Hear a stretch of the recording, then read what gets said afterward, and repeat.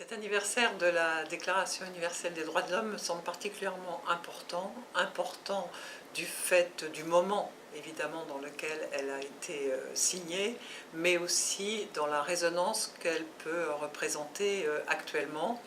sur la nécessité précisément que les droits fondamentaux constituent un socle absolument intangible. Alors, moi, ce qui me frappe particulièrement dans ce texte,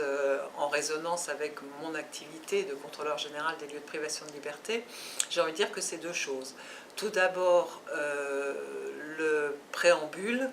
de cette déclaration qui mentionne le droit à la dignité. Et ce droit à la dignité, nous, c'est vraiment quelque chose qui nous est extrêmement fondamental par rapport aux personnes privées de liberté. Bien sûr, l'article 1 sur l'égalité en droit de tous les hommes est également fondamental, mais vraiment la dignité pour moi est le socle de tout ce qui va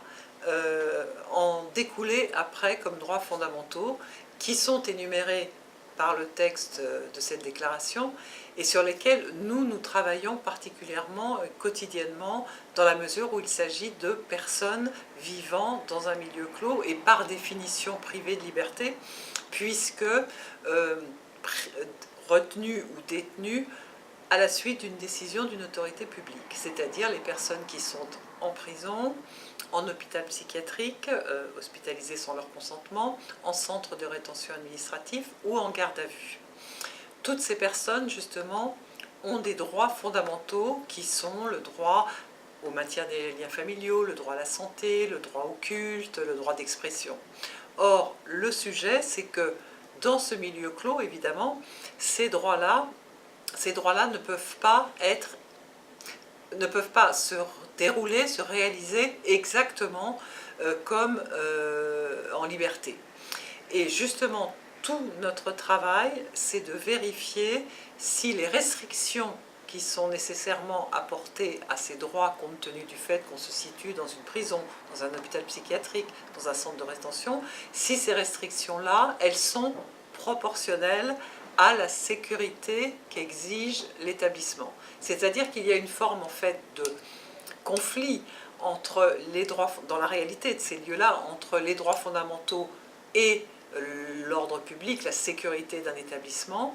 Et toute la mission du contrôle général des lieux de privation de liberté, c'est de vérifier que les restrictions à ces droits sont proportionnées à la sécurité qu'exige bien sûr cet établissement. Et force est de constater que justement il n'y a plus, et moi c'est cela qui me soucie, et c'est pour ça que je suis tellement attachée à tous ces textes fondateurs sur les droits fondamentaux, c'est que actuellement cet équilibre n'existe plus. Dans tous ces domaines-là, et puis dans bien d'autres, mais qui sont hors de ma compétence, et hors de la compétence du contrôle général, dans tous ces domaines-là, force est de constater que l'impératif de sécurité est en train de